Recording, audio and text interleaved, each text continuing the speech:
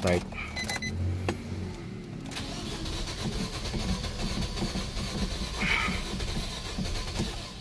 Okay. Check natin. Fuel pump. Sige, tanggalin natin yung pressure. Ano ka sa kabila? Hugutin. Pag malakas ang pressure nito, ibig sabihin okay ito.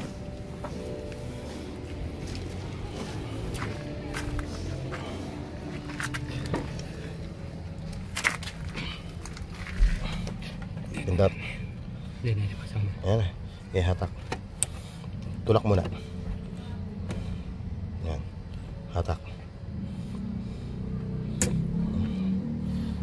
Wala, mahina talaga. Mahina yung pressure. Mahina, no? Tanggalin mo ito.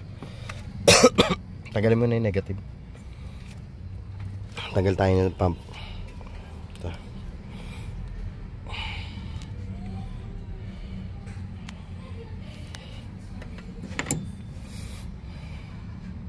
I-start na no?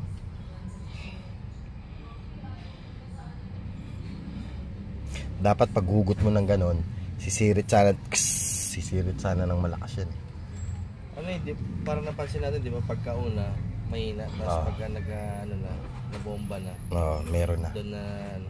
Doon na nagkakaroon talaga. Kaya nangyari dito, mahina yung pressure. Dapat pag on position mo pa lang, halos di mo na mapigilan dapat kanina nagredondo tayo, halos walang lumabas yung unang-una no? Kaya possible nandito ang problema. Kaya gagawin natin, papalitan natin to. Tanggalin natin. Okay. On.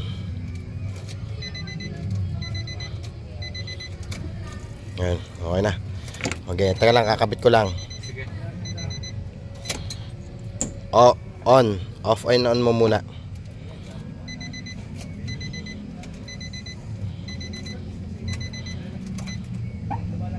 Lakas. Okay.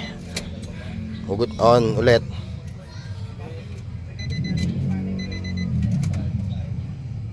Okay. Mahigpit na yung battery mo. Okay, start mo. Habulan mo ng tapak ng gas. Okay.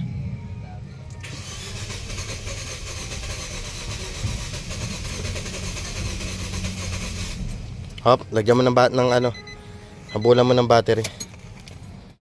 Okay guys, yan, umaandar na. Pero nakatapak pa rin tayo.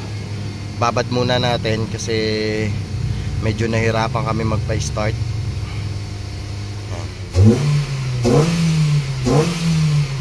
Yan. Parang may mapter. Ayan. Hindi, naka-open to yung throttle Ay, yung ayan. Yung fuel pump niya mga ka-team, kasi minsan meron, minsan wala.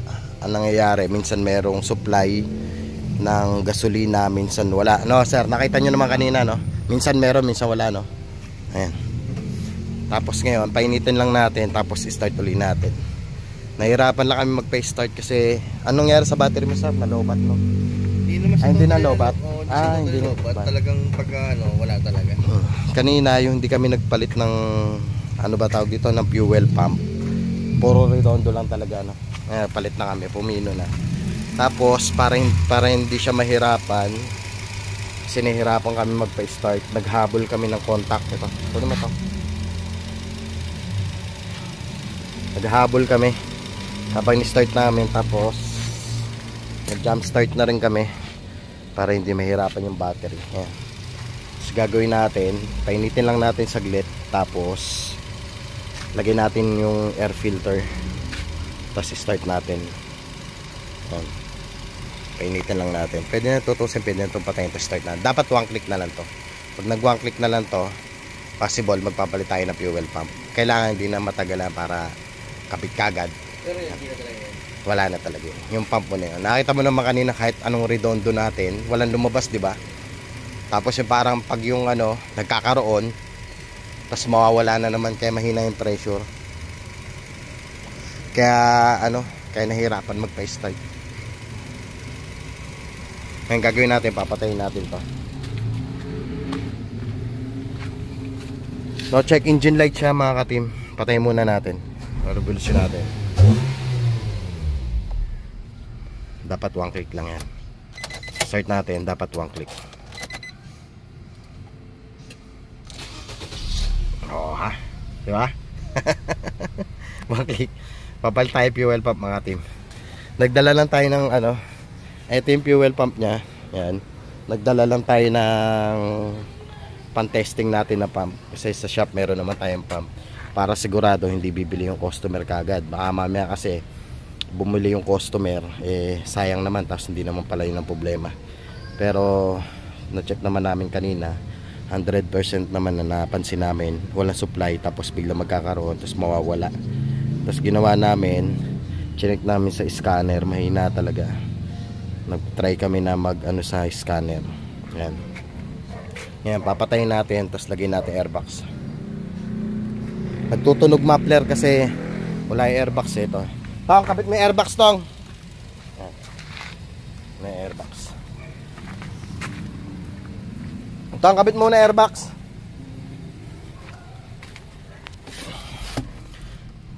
Bukas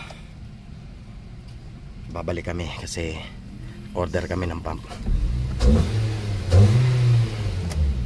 Okay na yun. Okay, kakabit na natin ito mga tip.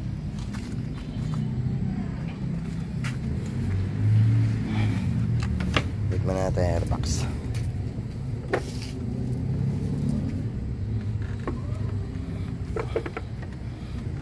Pinahirapan pa tayo mag-start, no?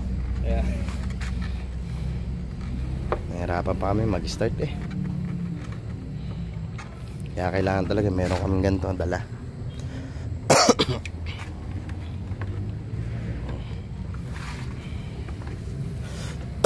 Hindi ko muna tatanggalin yung pump namin.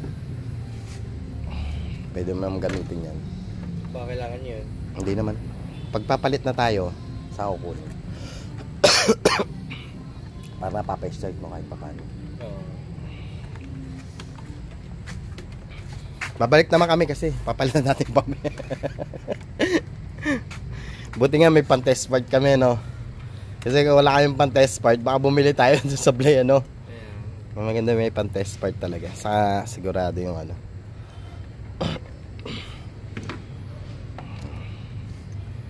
Kapit muna natin mga ka-team, tapos fix na natin. Hindi na ako magpa-part 2 kasi umi-start na naman eh. Importante umi-start na.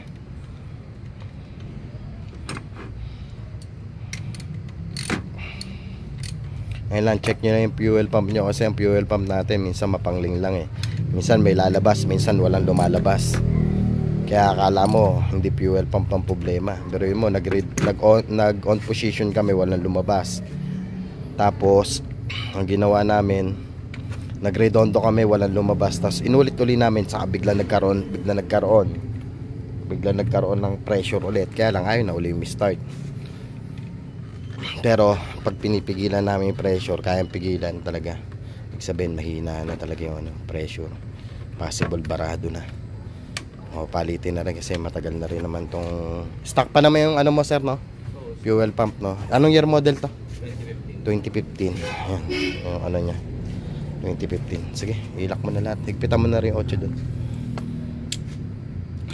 May ano, babalikan na lang natin to. Importante yung start.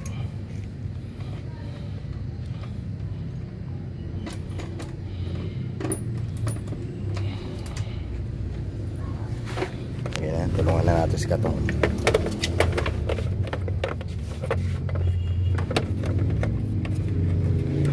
Yung ginamit namin sa iyo, original yun eh. Ayun. Original yun. Kaya lang, hindi namin binibenta yun kasi nga meron rin problema yun. Yung pump na yun. Pero kaya niya makapagpa-start.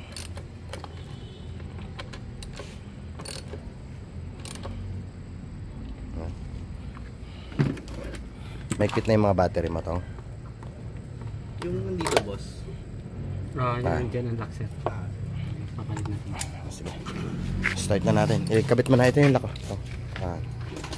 Okay, start ulit natin mga ka-team. Akin na yung kulay puti dyan, yung pantanggal ng fuse. May puti dyan.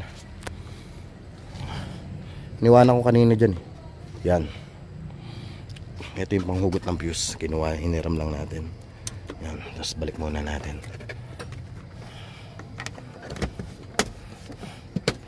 Tapos balik na natin to. Tapos start na natin. Maganda yung hindi ko muna papatayin yung video para makita nyo. Baka mamaya sabihin nyoumi-start lang eh. Tapos hindi din pala, hindi na pala tumuloy-tuloy. Okay, start ko na ito nga. Pwede na naman yan eh, habang kinakabit mo yun. Iwasan mo lang dumikit ha. Start. Oh ha, one click. One click. One click na. Nasa ipit dito. Kita nyo lang rito para hindi umingay. Okay mga team. Ilaw muna dito. Ilaw ko muna daw. Dito ko muna. Ay, sa kabila ba? Papatayin ko na sana yung video eh. Ay, may ilaw si sir. Okay mga team. Team Dano sa Auto Repair Shop. Maraming salamat mga ka-team at sa tiwala nyo. Ito, may bago na naman tayong vlog para makagkaroon kayo ng idea sa inyong mga Nissan Almera.